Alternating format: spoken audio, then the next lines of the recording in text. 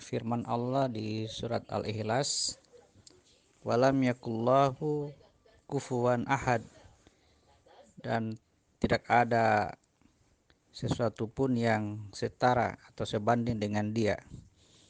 Jadi tidak relevan membandingkan antara ketakutan kepada Allah dengan ketakutan kepada corona. Adapun mengenai pengetahuan tentang corona, baik spesifikasinya,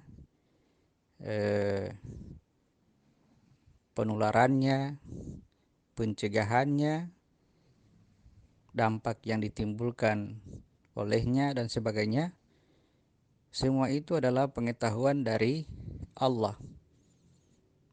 Jadi kalau kita telah mengetahui tentang corona itu, kemudian seakan-akan kita hendak melawan corona dengan cara menentang pengetahuan tentang corona itu, maka sama saja kita menentang pengetahuan dari Allah, atau secara langsung menentang, secara tidak langsung kita menentang Allah. Jika sekiranya pengetahuan tentang COVID-19 ini bukan dari Tuhan, misalkan tentang bahaya COVID-19, ya, apa yang ditimbulkan oleh COVID-19 jika dia menular, bagaimana cara penularannya, bagaimana cara pencegahannya dan sebagainya. Jika ilmu ini bukan dari Tuhan, maka melakukan itu adalah melawan Tuhan. Tetapi jika sekiranya ilmu ini dari Tuhan, kemudian kita tidak melakukannya, maka juga kita melawan Tuhan, melawan kehendak Allah. Jadi Allah memang punya kehendak, tetapi dia mempunyai pengetahuan, ya. Jangan sampai masuk di masjid itu lebih banyak mudaratnya daripada manfaatnya, maka ini juga akan membahayakan. Katakanlah umat Islam tetap bertahan berkumpul di Masjidil Haram dengan jumlah yang demikian banyak, atau berkumpul dalam masjid dalam jumlah yang banyak, kemudian tiba-tiba mereka betul-betul diserang oleh COVID-19 ini, maka apa yang terjadi? Umat Islam di dunia ini akan kehabisan, ya. Dakwah tidak akan berjalan lagi dan kekafiran akan lebih merajalela kembali. Jadi pertimbangkan manfaat dan mudarat, dan semua pengetahuan tentang kebaikan itu datangnya dari Allah. Olehnya itu, kalau kita menantang apa yang baik, sama saja kita sebenarnya menantang Allah. Demikian,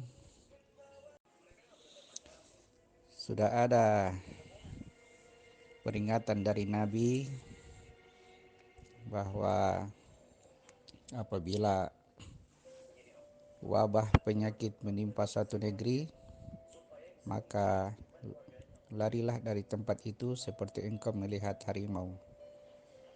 Ya, jadi Nabi sendiri mengingatkan, bukan berarti kita lebih takut wabah daripada Tuhan. Sama halnya ketika awal-awal pertama dakwah Rasulullah, dakwah Nabi di Mekah, mereka ditindas oleh orang-orang kafir Mekah. Apa yang diperintahkan oleh Allah kepada Nabi, agar mereka berhijrah keluar dari Mekah dan mereka berhijrah ke Syam atau Madinah. Jadi kalau seumpamanya seperti logika kita bertanya seperti itu, bisa kita katakan, apakah Muhammad lebih takut orang kafir daripada Tuhan? Kan begitu. Bukankah kalau Allah menghendaki dia bisa membunuh orang-orang kafir itu? Bukankah kalau Allah menghendaki orang-orang kafir itu tidak berdaya terhadap Muhammad? Jadi apa yang terjadi? Karena pertimbangannya adalah mudarat lebih banyak daripada manfaat. Ya, ketika Rasulullah berhijrah dan dia memiliki kekuatan yang besar, ya, barulah mereka kembali ke Mekah untuk berdakwah. Ya, demikianlah dengan COVID-19 ini. Seandainya sudah ditemukan vaksinnya, sudah ditemukan pencegahannya, ya, kita tidak perlu lagi khawatir. Ya, tinggal divaksin orang-orang, lalu diajak kembali untuk berkumpul di Masjidil Haram untuk melakukan tawaf dan sebagainya. Jadi sekali lagi pertimbangannya adalah manfaat dan mudarat. Kalau mudarat lebih banyak daripada manfaatnya, maka kebaikan itu atau perintah itu menjadi gugur. Tetapi kalau manfaat lebih baik daripada mudarat, ya bahkan yang haram pun diizinkan. Demikian.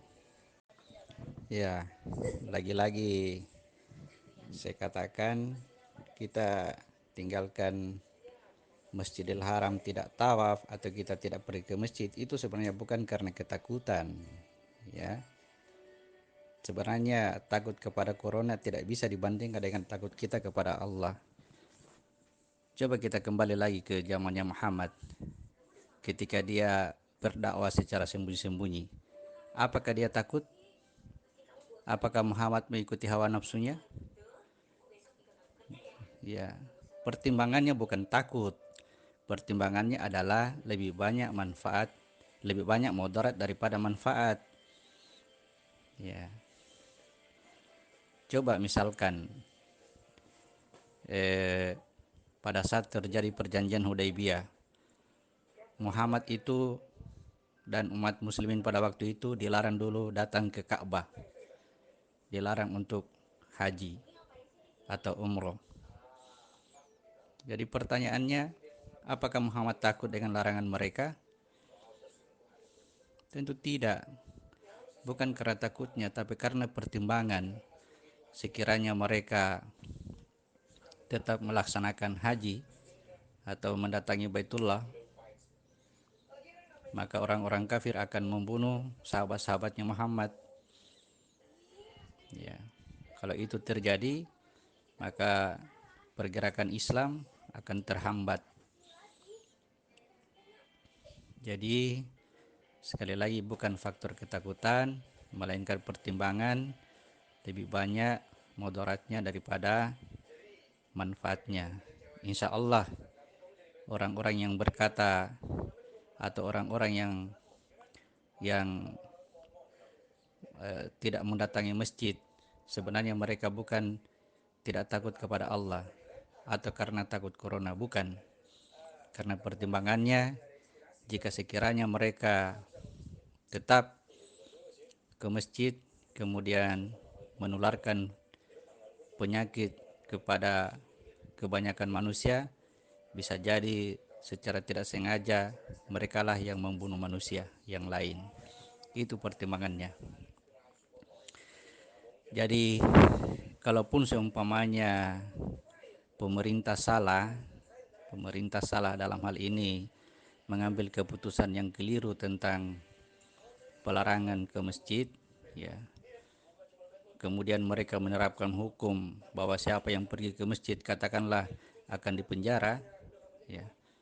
Maka kalau kita paksakan diri ke masjid, kemudian kita terpenjara, itu juga mudarat juga, ya.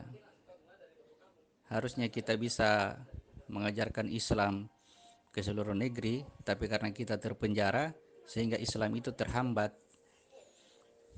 Jadi mudaratnya lebih banyak daripada manfaatnya. Jadi bukan faktor ketakutan, apalagi membandingkan ketakutan antara Allah dengan makhluknya, sungguh hal yang tidak tepat dalam hal tauhid. Walam yakullahu kufuwan ahad, tidak ada sesuatu pun yang sebanding atau setara dengan dia. Jadi membandingkan ketakutan kepada Allah dengan ketakutan kepada makhluknya adalah tauhid yang lemah, ya. Allah tidak ada bandingannya.